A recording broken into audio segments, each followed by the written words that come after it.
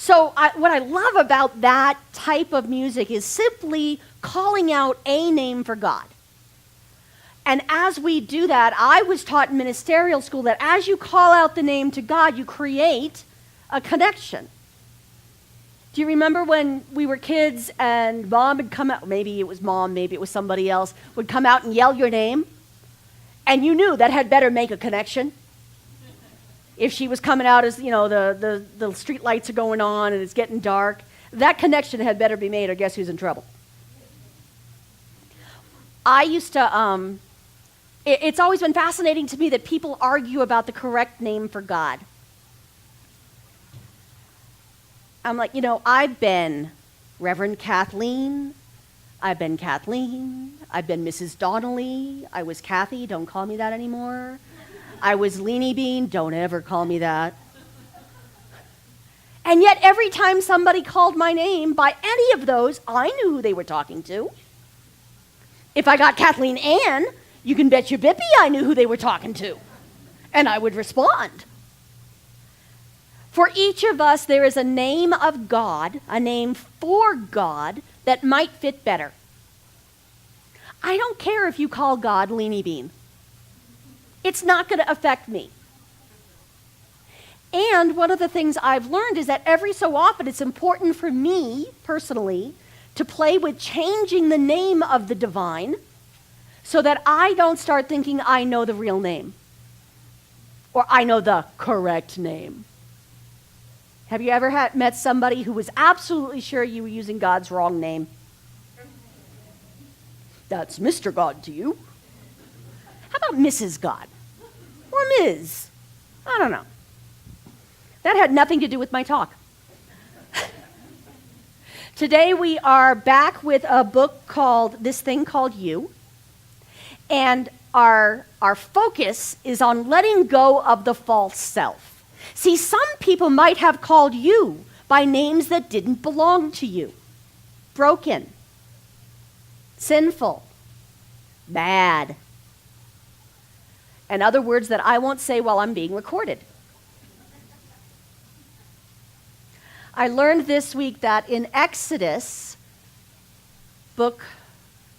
chapter 20, verse 13, what I was raised calling the 8th commandment is thou shalt not steal, or if you use the Catholic translation, thou shalt not bear false witness against thy neighbor. Now, the joke we Catholics had was that we didn't read the Bible, we read the bulletin. So one of the joys of my adult life is getting to know sacred scriptures, all of them. If I had an extra 20, 30 years that nobody knew about and I didn't have to account for, I'd be doing ancient Greek, I'd be doing Latin, and then I'd be doing Hebrew. Because that's what I was raised hearing called the Old Testament. That's what it was written in.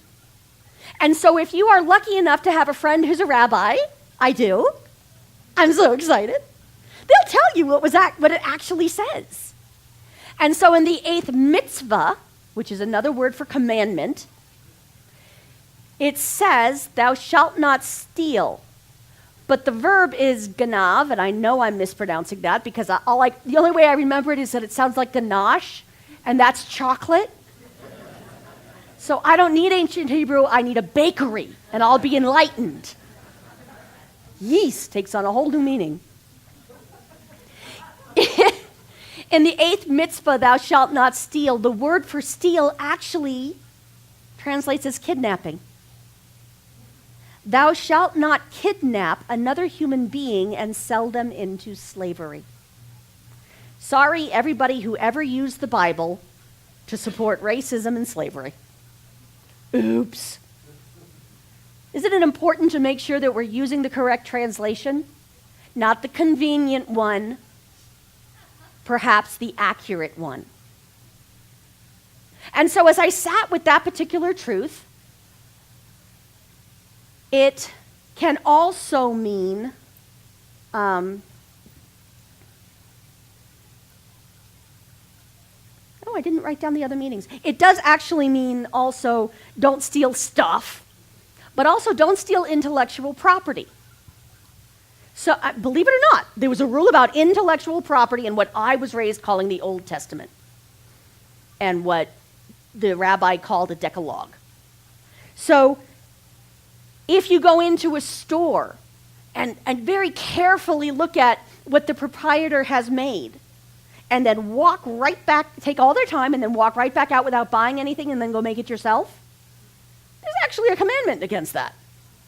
I happen to think it's a sincere form of flattery, especially since I will never actually get around to making it. I'll just buy the craft supplies, because that's the fun part, right? So we don't steal anyone and sell them into slavery. Now, the other thing I learned this week is that we were given 2 tablets in this story. And just for those of you who don't know me, when I read any scripture, it doesn't matter where it came from, I read the story in its academic, in the academic definition of mythology. And by that I mean this is the encoded wisdom of a culture. I don't care whether it's historically accurate. Some things can be factually wrong in terms of history and still profoundly true. Yes? So when I go back and I say, we were given 2 tablets with the 10 mitzvah or the 10 commandments on them. And by the way, they're divided differently depending on who you ask. And the 8th mitzvah is connected to the 3rd. Does anyone know which one that is? Me neither. I had to look it up. It's connected to using the name of God in vain. You don't swear using God's name. Well, okay, I do, but that's not the real name of God, so it doesn't count.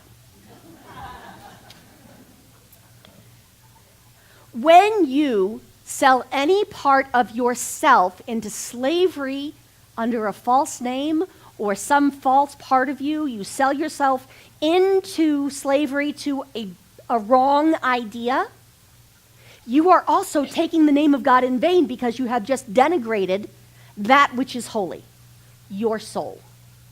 Does that make sense? Is that not cool? That's far more useful than what I was taught the 10 Commandments and the Bill of Rights and all of the names of the countries and their leaders. And we memorized all of them. And they all had about as much meaning to me. Except that I really grew to dislike Africa because they kept changing names. I'm sure it's a beautiful continent, but I had trouble. Europe just stayed the same forever. Well, no, it didn't, actually. World War II. World War I. Okay, back to my point. When we look at those types of meanings, when we drill down into what is your true name, I believe there's a Buddhist tradition that says, what was your face before you were born? All of these traditions are pointing to the same truth. Who are you really? Not who have you been told you are, because you were sold a bill of goods on that one. Not who do you think you are. There have been days I thought I was all that in a bag of chips. I don't need to be all that in a bag of chips. I am a divine being. How much more good do you want to be? If I told you that in this room is the Christ, and I'm looking at you when I say it, and I am, the Christ is in every single one of us.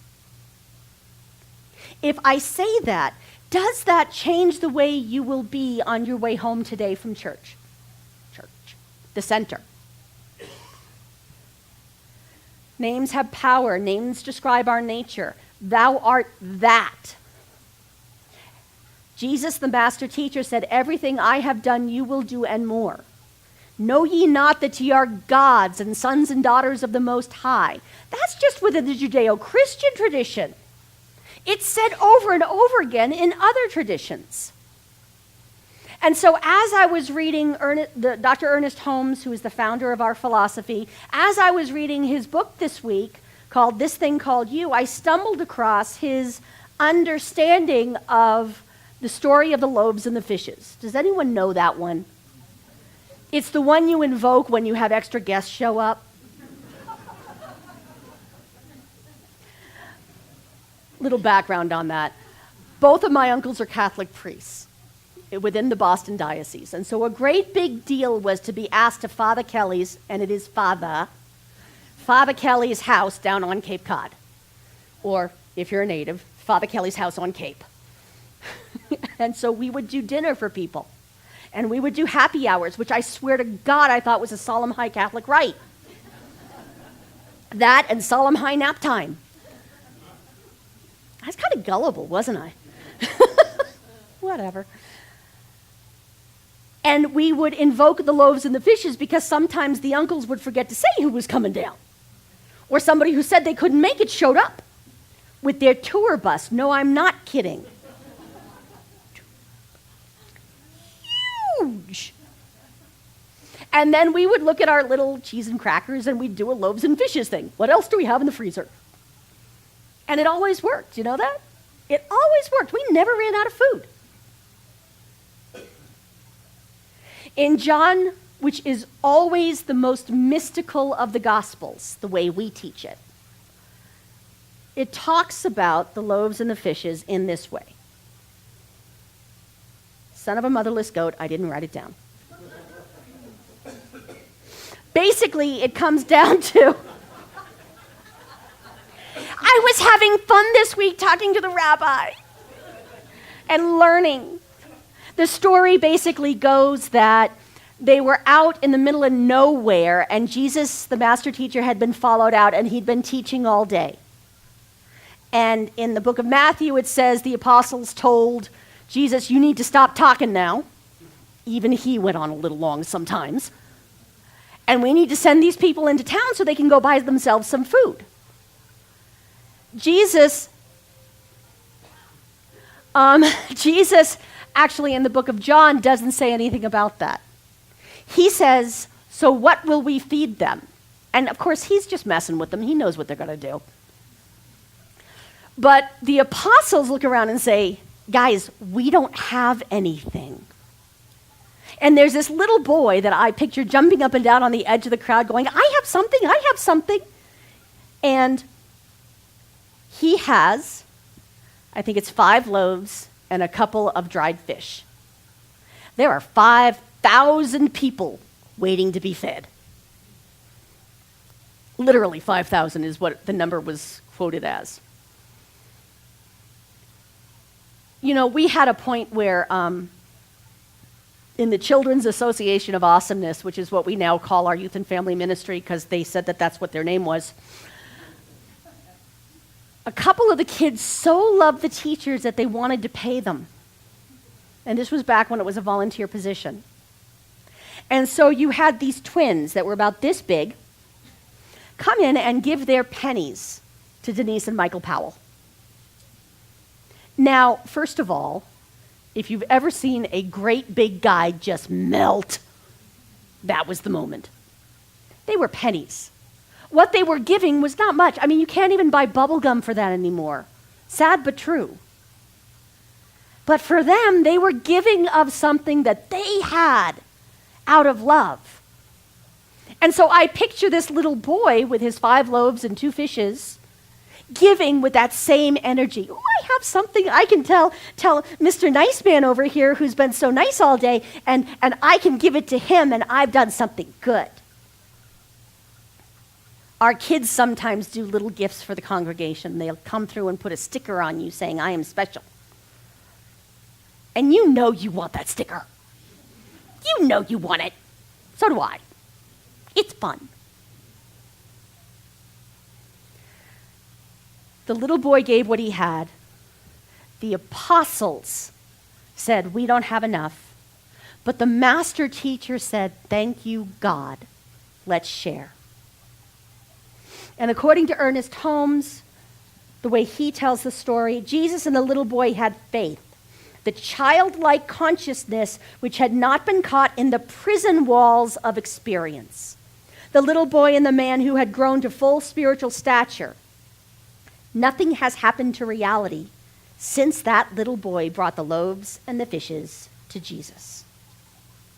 Nothing has happened to capital R reality since that moment when the little boy handed over what he had to the fully grown spiritual man, the fully evolved spiritual man, who knew that the correct and most useful response was to simply give thanks and praise and then share.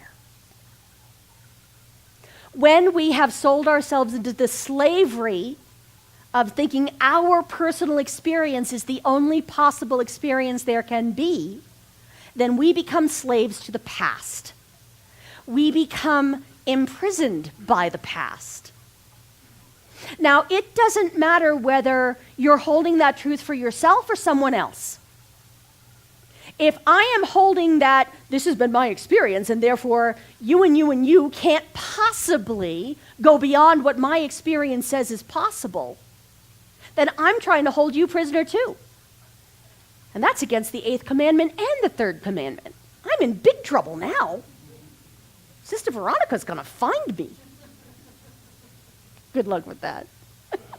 I doubt she'd look here. Come to think of it.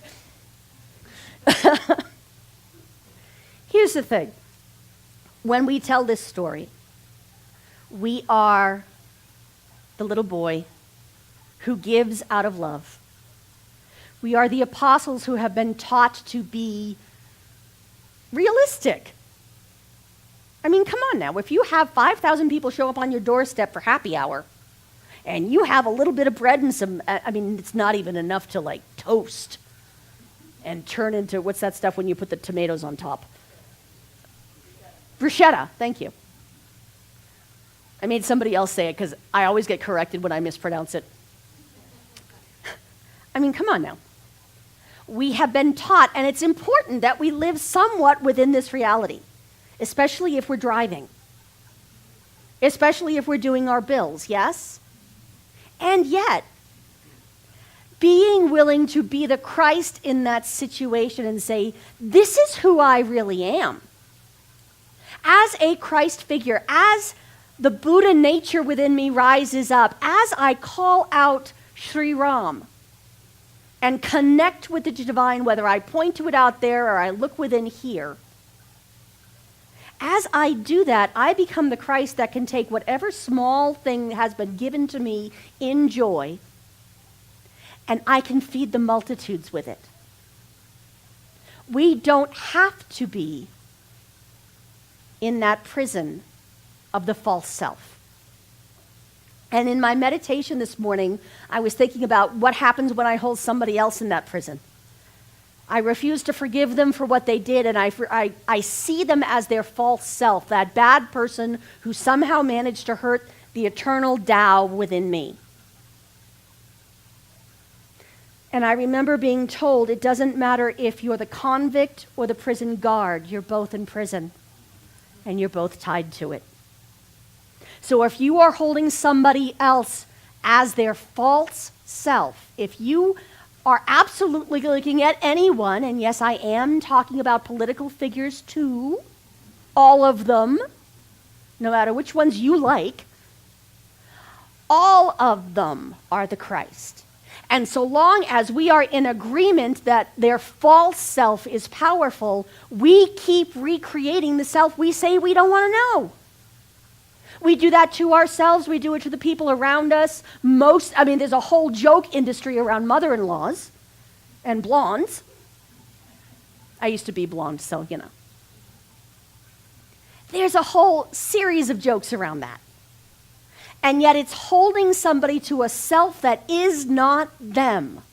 And if you're doing it to somebody else, I guarantee you're doing it to the Christ in you. That which thou art is ultimately powerful to feed the multitudes. That which thou art is absolutely in contact with that reality that has not changed since the little boy brought the loaves and the fishes to Jesus. Holmes also wrote, what God has done, you cannot undo. So let me just tell you right now, as your ecclesiastic professional and spiritual leader, there is nothing you can do to remove you from the love of the divine. Nothing you can do to make God not love you anymore. What God has done, we cannot undo. We can kind of hide it, like our vegetables underneath the mashed potatoes. But it's not going to make it go away. You're still that, no matter what. No matter what you've seen, no matter what you've done. You can always come home to yourself and let the miracle of the loaves and fishes feed whatever within you and heal whatever within you needs feeding and healing. There is nothing that can stop that truth. Now, this is what I know. When I speak in prayer, I am speaking with the voice of the divine. When you speak in prayer, you are acknowledging that we're made in the image and likeness of God. And we say that that means we're made in the name of God is the nature of the divine. And so in religious science terms, what that means is not that I think, I'm divine and you're not. That's actually what will get you locked up. I'm divine and so are you will make miracles. And so when I go to prayer, I always come down here. When I go to prayer, I always speak from here, not because, the lights are hot up there or whatever. They're not that bad. But because I want all of us to remember that just because I have the microphone right now doesn't mean that you're not Christ. In equal proportion to anything or anyone that gets up there to talk. So join me now in the Christ consciousness. Tap into your Buddha nature. Call out the name of God within your heart, however you know that name. And the divine is fully present here and now. It is omnipresent. It is omniscient, meaning knowing all things. It is omnipotent, meaning capable to do all things. And so in this moment, that omniscient omnipresence rises up within our conscious awareness and takes a stand for truth, as each and every one of us. There is no way to be separate from God, and so in this moment, we are one with the divine. We are one with the one mind in which all knowledge and power resides. We are one with divine peace, with divine love, with divine power, and with that presence or being that defies description, and yet in our hearts we all know it. Him, her, them, us. And so I bless this ultimate truth that we are fed from an unending source, fed from joy, fed from gratitude, fed in abundance with plenty left over. The divine being is absolutely equal to whatever need we put in front of it. The divine being within us is already meeting that need as we become aware of it. And so I celebrate that ultimate truth. I claim that and know that we all live from that ultimate truth. And as it says in the book of Matthew, I believe and know the love God has for me. I know that it says that over many, many scriptures. The divine adores the world through us. And as that is the truth of our being, I just gratefully allow it to be and let Spirit do the work of bringing it into manifestation, of allowing us to see it at the physical level. I call it good and very good, and so it is.